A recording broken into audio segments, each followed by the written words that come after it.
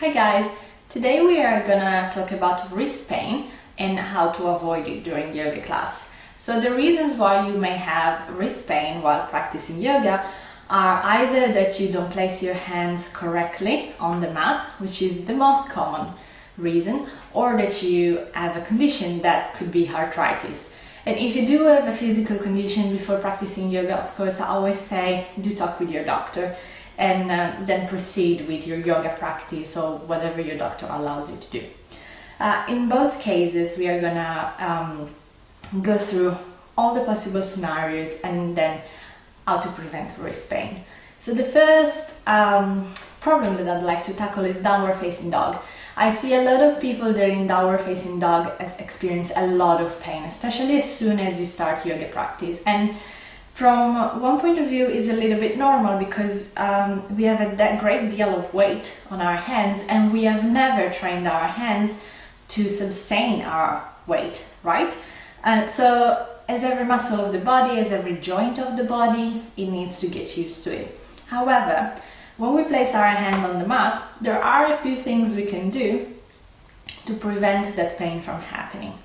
A lot of people place their hands closed in this manner or just flat like this and put all the weight on the wrist joint. And this is very damaging for us. When we go in downward facing dog, this is how you should place your hands. We want our hands to be with our fingers spread wide on the mat. And we want to grip ever so slightly as a frog, as its hands, paws, how do you call them? Anyway, frog hands, so gripping ever so slightly with our fingers, and turn your hand ever so slightly towards the side. Imagine you were opening a jam jar, right? So you want to do this movement. Your hand is not actually turning, but you are applying the traction on the mat. The weight of the hand is not on the wrist joint. It is instead on the thumb and first finger. There is very little pressure on these three fingers, but thumb and first finger, and mainly this lower part, so just below the thumb, just below the index finger. And this is really important. So when we come to downward facing dog, you can do this with me if you like. We are gonna place first of all the hands just in front of our shoulders, and to know how wide your shoulders are, because not everyone is aware of that, do place your elbows on the mat and grab opposite elbows, and then place your hands in front of them. So this is how wide your shoulders are, pretty much. You want your index finger to point to your head bone in your shoulder, okay? And then so we spread the fingers really wide. Let's go in downward facing dog for now.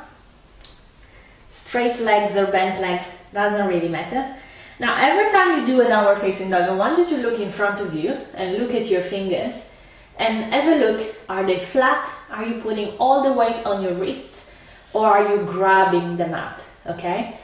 So do that movement of opening jam jars and grabbing the mat, and have your index finger point to your shoulder head bone, and your thumb being really strong, okay?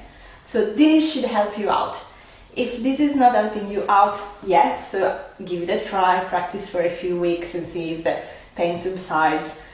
Either in down dog or in plank, you can go on your fists, and this is a little bit trickier, but you can do it, because being on the fist, we are actually strengthening all this joint and protecting it ever so slightly. So if you're really in pain, of course, do not put your hand on the floor. There is no pose that it's worth an injury in yoga, and do always remember this, and do place your fist on the mat. Now, let's see how we can actually change and get better with our pain. Before we practice yoga, especially even if you are an experienced yogi, but especially if you are a beginner and therefore your wrists are not strong just yet, you should warm up. And how do we warm up the hands? We can do a few exercises. First of all, we can do some stretches, and these are very simple. So open your hands in front of you and place your thumbs inside your hands, so we are having a figure 4, and then close your 4 fingers on top of the thumb. Straighten your arms in front of you, fists closed, and then flex the fists so they are bending, okay? In this way, we are stretching this muscle here and the muscle of the hand as well. And it's really important. So let's take 3 breaths here. It may hurt a little bit, as long as it's not pain, but it's discomfort, it's fine. It also helps this muscle underneath. And then release. Give it a shake. This is really easy, you can do it before practice anytime. And the second one is open your hands on both of your sides. Now this time, close the 4 fingers first. So we're having an OK sign.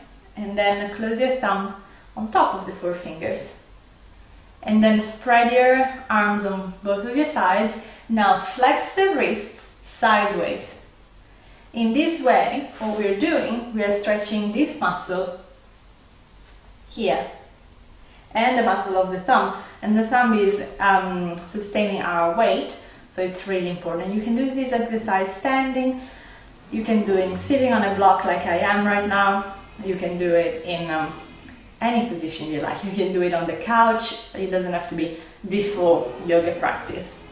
The third and last exercise that I'd like to teach you is a strengthening exercise for your wrists. So in this manner we go in all 4 poses, and instead of planting your hands on the mat with the weight on your wrists, you want to keep your fingertips on the mat, okay? All of them. So knees underneath the hips, hands underneath the shoulders, slightly, kind of. And then we just place the palms on the mat fully.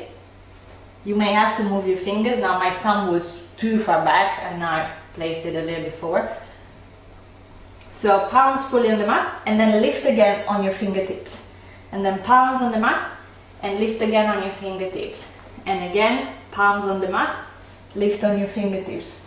Of course you're helping yourself a little bit with your upper body, but it doesn't really matter. We are still strengthening the hand in this way. And up, and palms fully on the floor, and up. So to show you on the side, I've got my hand on my fingertips, all the 5 of them, and then I drop to my palm and to my wrist joint, and then I go back up again. If it's too difficult for you to do it in all 4s, you can do it like this, 1 hand at a time, and then go on the other side. It's totally fine. Last tip before closing this video, blocks are here to help you out. Again, I've done a video on blocks a few days ago, and again, when we are in poses like triangle, like side angle, like half moon, we don't have to place our hand on the floor and put all of our weight on it, but the block helps us out, and what you can do, you can put your fingertips on it. Every time you use the fingertips, the wrist joint lifts and we lift pressure out of it. So that's really important. So use the blocks, do your stretches before practicing, check your alignment of the hands before getting in downward facing dog, and same for plank pose, which are the 2 poses that generally cause the most pain, and do use the blocks. And these are my 4 tips for wrist pain in yoga. If you do have any further questions, comment down below or on my blog, or send me an email and I'll get back to you. See you next time. Bye.